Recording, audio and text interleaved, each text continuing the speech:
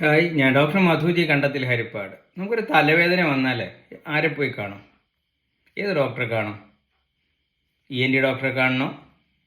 ന്യൂറോളജിസ്റ്റിനെ കാണണോ? ന്യൂറോ സർജനെ കാണണോ? കണ്ണിൻ്റെ ഡോക്ടറെ കാണണോ? അതോ അസ്ഥി ഡോക്ടറെ കാണണോ? അതൊരു ഫിസിഷ്യനെ കാണണോ? എല്ലാവർക്കും കൺഫ്യൂഷനായില്ലേ?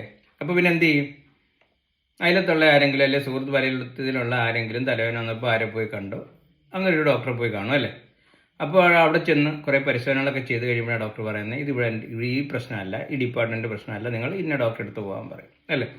അപ്പോൾ അതിനുള്ളിൽ നമുക്ക് പരാതിയായി, സമയം പോയി, പണം കുറേ പോയി, അനാവശ്യമായിട്ട് കുറേ ടെസ്റ്റുകൾ ചെയ്തു, വെറുതെ ആദ്യം ചെന്നപ്പോൾ കുറേ മരുന്ന് എഴുതി തന്നു, ഇപ്പോഴത്തെ വേറൊരു ഡോക്ടറെ അടുത്തോട്ട് വിട്ടിരിക്കുന്നു. ഇതൊക്കെ വരും. ഇത് പൊതുവെ കാണുകയും കേൾക്കുകയും ചെയ്യുന്ന ഒരു കാര്യം അല്ലേ? പലർക്കും അനുഭവമുള്ള കാര്യം കൂടിയാണ്. ഇവിടെ എങ്ങനെ തീരുമാനിക്കും നമ്മൾ ഏത് ഡോക്ടറെ അടുത്ത് പോകണമെന്ന് ഒരു അസുഖം വരുമ്പോൾ? ഒരു നെഞ്ചുവേദന വന്നു കഴിഞ്ഞാൽ ഹാർട്ടിൻ്റെ ഡോക്ടറെ കാണണോ, ഫിസിഷ്യനെ കാണണോ, ചെസ്റ്റിൻ്റെ ഡോക്ടറെ കാണണോ, അതിനി ഗാസ്ട്രോ എൻട്രോളജിസ്റ്റിനെ കാണണോ, സർജനെ കാണണോ? എല്ലാം പ്രശ്നമല്ലേ? അപ്പോൾ നമുക്ക് പലർക്കും പേഷ്യൻസിന് വലിയൊരു കൺഫ്യൂഷനുള്ള ഒരു ഏരിയ ആണ് ഇതല്ലേ? ഒരു അസുഖം വന്നു കഴിയുമ്പോൾ ഏത് ഡോക്ടറെ കാണണം? ചെന്ന് പലപ്പോഴും സ്പെഷ്യലിസ്റ്റ് ഡോക്ടറെ പോയി കാണും. അവർ പരിശോധനയൊക്കെ ചെയ്ത് കഴിഞ്ഞ് വേറെ ഡോക്ടറെ അടുത്തേക്ക് വിടുമ്പോഴത്തേക്കാണ് ആളുകൾക്കെല്ലാം പരാതി വരുന്നത്, പൈസ പോയി പരിശോധന ചെയ്തു എന്നുള്ളത്. ഇവിടെ നിങ്ങളെ രക്ഷിക്കാൻ ഒരാൾക്ക് പറ്റും കേട്ടോ, ഒരു അവതാരമാണ് അത്. ആരാണെന്ന് അറിയാമോ നിങ്ങൾക്ക്?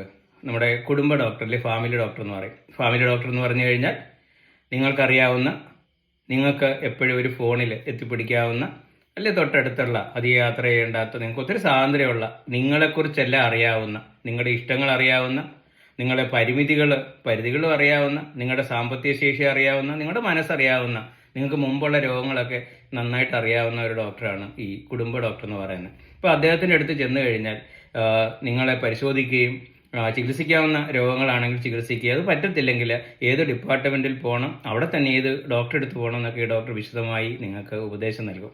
അപ്പോൾ പിന്നെ സ്പെഷ്യലിസ്റ്റ് ആശുപത്രിയിൽ പോയി പരിശോധന ചെയ്തു പൈസ കളഞ്ഞുള്ള ഒരു പരാതി ഉണ്ടാകത്തില്ല. നിങ്ങൾ അറിയേണ്ട ഒരു കാര്യം, ഏതൊരു പ്രശ്നമായിട്ട് ഒരു സ്പെഷ്യലിസ്റ്റിൻ്റെ അടുത്ത് ചെന്ന് കഴിഞ്ഞാലും അദ്ദേഹമായിട്ട് ബന്ധപ്പെട്ട അസുഖങ്ങളൊന്നും, അദ്ദേഹത്തിൻ്റെ ഡിപ്പാർട്ട്മെൻറ്റുമായിട്ട് ബന്ധപ്പെട്ട, സ്പെഷ്യാലിറ്റിയായിട്ട് ബന്ധപ്പെട്ട അസുഖങ്ങളൊന്നും ഇല്ല നിങ്ങൾക്കെന്ന് ഉറപ്പ് വരുത്തേണ്ടത് അദ്ദേഹത്തിൻ്റെ ഒരു ബാധ്യതയാണ്.